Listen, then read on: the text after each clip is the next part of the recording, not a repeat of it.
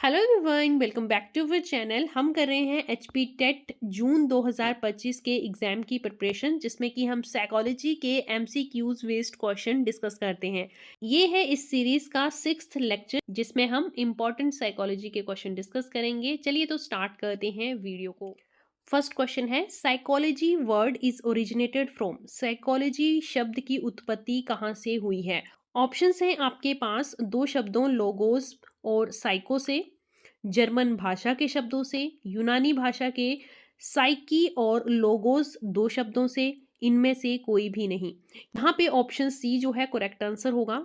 Psychology word जो है वो ग्रीक भाषा से लिया गया है और ये दो शब्दों से मिलकर बनता है साइकी प्लस लोगोस। साइकी का मीनिंग होता है माइंड या फिर सोल और लोगोस का मतलब होता है स्टडी। तो यहाँ से आपको याद रखना है साइकोलॉजी वर्ड जो है एक ग्रीक वर्ड से लिया गया है, जिसे हिंदी में यूनानी भाषा कहा जाता है। ग्रीक वर्ड है ये और दो शब्दों से मिलकर बना है, साइकी प्लस लोगो। साइकी का मीनिंग और लोगो का मीनिंग भी आपको याद रखना है। नेक्स्ट क्वेश्चन है, who is the father of cognitive movement. संज्ञात्मक आंदोलन के जनक किन्हें माना जाता है? ऑप्शंस हैं जीन पियाजे, स्किनर, ब्रूनर और फोर्थ ऑप्शन है Albert Bandura.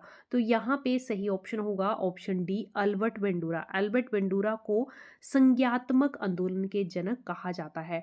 D option is the correct answer. अब बात करते हैं जीन पियाजे की। तो जीन पियाजे की चाइल्ड डेवलपमेंट थ्योरी जो है वो फेमस है। 4 स्टेजेस जो हैं इन्होंने अपनी डेवलपमेंट थ्योरी में दी हैं। कौन कौन सी ये स्टेजेस हैं, इनके नाम आपको याद रखने हैं। सीरीज वाइज नाम आपको याद रखने हैं, क्योंकि क्वेश्चन जो है वो ऐसे ही पूछा जाता है कि फर्स्ट स्टेज कौन सी है, थर्ड स्टेज कौन सी है और लास्ट स्टेज कौन सी है। इस तरह के क्वेश्चन जो हैं वो एग्जाम में बनते हैं। तो जीन पियाजे ने कितनी स्टेजेस दी थी? तो 4 स्टेजेस दी थी। कौन कौन सी दी थी, चलो रिवाइज कर लेते हैं। Sensitive motor stage, pre operational stage, concrete stage and fourth stage is formal stage. Next है बीएफ स्किनर ऑप्शन में। तो बीएफ स्किनर जो हैं इन्होंने कौन सी थ्योरी दी थी? बीएफ स्किनर ने दी थी ऑपरेंट कंडीशनिंग की थ्योरी, जिसे कि थ्योरी ऑफ रीइंफोर्समेंट भी कहते हैं। बहुत ही इंपॉर्टेंट थ्योरी है, याद रखिएगा। चलिए नेक्स्ट देखते हैं। नेक्स्ट है, who wrote principle of behaviour. पुस्तक का नाम है प्रिंसिपल ऑफ बिहेवियर। इस पुस्तक के लेखक कौन है? तो इस पुस्तक को लिखा था हल ने। A option is the correct answer. किस ईयर में इस पुस्तक को लिखा गया था? ईयर आपको याद रखना है, 1943 में इस पुस्तक को हल ने लिखा था। अगला प्रश्न है, the first use of IQ test was in the year. IQ test का यूज जो है पहली बार किस वर्ष किया गया था? आईक्यू टेस्ट को पहली बार यूज किया था 1916 में। बी ऑप्शन जो है करेक्ट आंसर है। आईक्यू का कॉन्सेप्ट आया है, तो चलिए डिटेल में इस कॉन्सेप्ट के बारे में पढ़ लेते हैं। पहले ये क्वेश्चन बन सकता है यहाँ से कि आईक्यू का फॉर्मूला क्या होता है? Mental as upon chronological age, जिसे कि बायोलॉजिकल एज कहते हैं, इनटू 100। इससे बेस्ड बी क्वेश्चन जो है एग्जाम में बन रहे हैं। पहले तो आपको आईक्यू का फॉर्मूला याद रखना है। आईक्यू का कॉन्सेप्ट जो है वो किस साइकोलॉजिस्ट ने दिया था और किस ईयर में दिया था, ईयर भी याद रखना है और साइकोलॉजिस्ट का नाम भी याद रखना है। तो कौन से साइकोलॉजिस्ट थे? William stern. विलियम स्टर्न ने आईक्यू का कॉन्सेप्ट दिया था और 1912 में ये कॉन्सेप्ट उन्होंने दिया था। मेंटल एज का कॉन्सेप्ट किसने दिया है? कई बार कॉन्सेप्ट वर्ड यूज करते हैं, कई बार टर्म यूज करते हैं। मेंटल एज जो टर्म है वो इंट्रोड्यूस किसने की है? तो वो विनेत के द्वारा इंट्रोड्यूस की गई थी 1908 में। ईयर भी साथ साथ में रिवाइज कर लेनी है। अगला प्रश्न है, who propagated the two factor theory of intelligence. Most important theory है इंटेलिजेंस की और यहाँ से क्वेश्चन बनता ही है एग्जाम में। हिंदी में कहा जाता है बुद्धि के दो खंड के सिद्धांत। इसके प्रतिपादक कौन है? तो इसके प्रतिपादक हैं Spearman. D option is the correct answer. Spearman के द्वारा टू फैक्टर थ्योरी जो है इंटेलिजेंस की दी गई थी। ये थ्योरी आपको हमारे चैनल पे फुल वीडियो मिल जाएगी। आप अगर इसे देखना चाहते हैं तो आप डिस्क्रिप्शन बॉक्स पे जाइए, वहां पे इसका लिंक मैं आपको प्रोवाइड करवा दूंगी। नेक्स्ट देखिए, according to dash we face a specific psychosocial dilemma at each stage of life. जिंदगी के प्रत्येक चरण में हम एक विशिष्ट मनोसामाजिक दुविधा का सामना करते हैं। ये किसका विचार था? किसने ये स्टेटमेंट दी थी? तो ये स्टेटमेंट दी थी एरिक एरिक्सन ने। C option is the correct answer. हमारी एज की जो भी स्टेज हो, हर स्टेज पे हमें साइको सोशल डायलेमा जो है वो झेलना पड़ता है, फेस करना पड़ता है।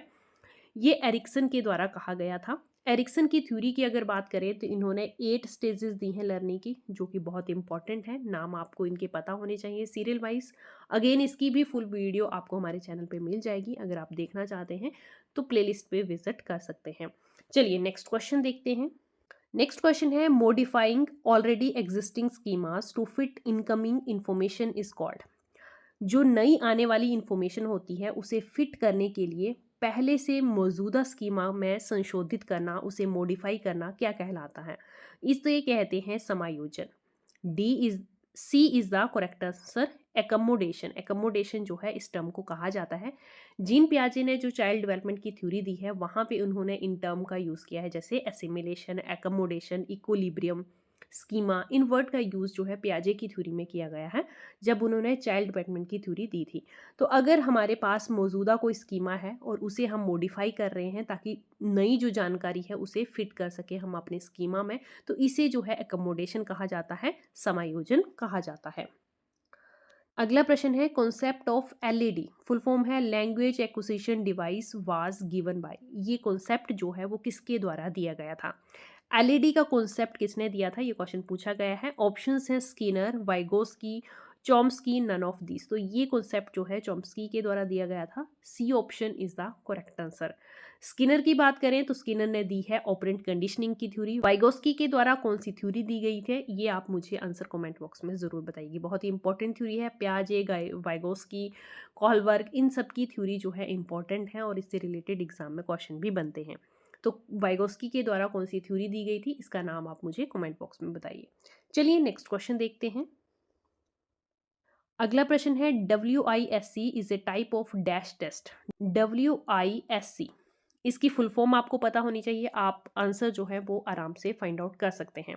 फुल फॉर्म की बात करें तो WISC की फुल फॉर्म होती है Wechsler intelligence scale for children. तो यहाँ से आपको क्लियर हो गया कि इस स्केल से जो है इंटेलिजेंस को मेजर किया जाता है, जो कि ऑप्शंस में आपको नहीं दिया हुआ है। तो यहाँ पे करेक्ट आंसर होगा option D, none of this.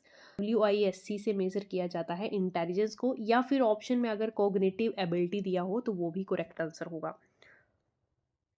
Next question है, सिमेटिक मेमोरी स्टोर। सिमेटिक जो मेमोरी होती है वो क्या स्टोर करती है? ऑप्शंस हैं जीवन की घटनाएं, सार्थक जानकारी, मोटर स्मृति, या फिर इनमें से कोई भी नहीं। तो जो सिमेंटिक मेमोरी होती है ये स्टोर करती है हमारे लाइफ इवेंट्स को, जीवन की घटनाओं को। ए ऑप्शन जो है इसका करेक्ट आंसर होगा। सिमेंटिक मेमोरी जो है लाइफ इवेंट के साथ साथ कॉन्सेप्ट, फैक्ट्स और जीके को भी स्टोर करके रखती है। नेक्स्ट देखिए, attitude is a popular term of which is related to. अभिवृत्ति जो है एक लोकप्रिय शब्द है जो संबंधित है। तो अभिवृत्ति किससे संबंधित है, ये क्वेश्चन पूछा गया है। ऑप्शंस है माइंड, सीखना, हेरिडिटी, या फिर बिहेवियर। तो यहाँ पे करेक्ट आंसर आपका होगा behaviour. D option is the correct answer. Aptitude जो है वो बिहेवियर से रिलेटेड होता है।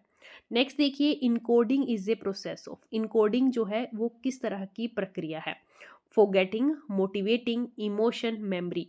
तो स्मृति की एक प्रक्रिया होती है इनकोडिंग।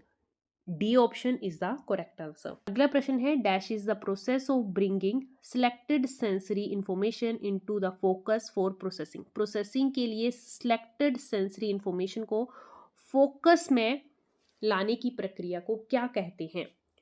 ऑप्शंस हैं आपके पास इमेजिनेशन, कॉग्निशन, अटेंशन, या फिर परसेप्शन। तो यहाँ पे सी ऑप्शन जो है वो करेक्ट होगा, अटेंशन। अटेंशन कहा जाता है इस प्रोसेस को जिसमें कि हम अपनी सेलेक्टेड सेंसरी इंफॉर्मेशन को फोकस में लाते हैं ताकि उसका प्रोसेस हो सके। नेक्स्ट है, individual differences are the result of environment and dash. Individual differences जो हैं वो इन्वायरमेंट और हेरिडिटी का रिजल्ट होता है। D option is the correct answer. अगर आपको वीडियो पसंद आ रही है तो प्लीज एक लाइक जरूर कर दें। और आज की वीडियो का लास्ट क्वेश्चन डिस्कस करते हैं। The age group 6 to 11 year falls under. 6 से 11 साल की जो उम्र होती है वो किस समूह में आती है? ऑप्शंस हैं early childhood, late childhood, adolescence, या फिर फोर्थ ऑप्शन है एडल्टहुड। 6 से 11 ईयर्स की जो एज होती है वो आती है आपकी लेट चाइल्डहुड में। उत्तर वाली अवस्था। B option is the correct answer. Early childhood में एज आती है 2 to 6 ईयर और लेट चाइल्डहुड में आती है 6 to 11, जो कि क्वेश्चन में पूछा गया है। अगर एडोलसेंस की बात करें तो यहाँ पे 12 to 18 की एज जो होती है वो आती है एडोलसेंस में। एडल्टहुड 18 प्लस एज को कहा जाता है। एडल्टहुड को भी फर्दर डिवाइड किया जाता है अलग अलग स्टेजेस में। यहाँ पे आपका आंसर जो है वो रहेगा option B, late childhood. I hope video आपके लिए इन्फॉर्मेटिव रही होगी। वीडियो अगर पसंद आई हो तो लाइक और शेयर ज़रूर कर दें। Thanks for watching.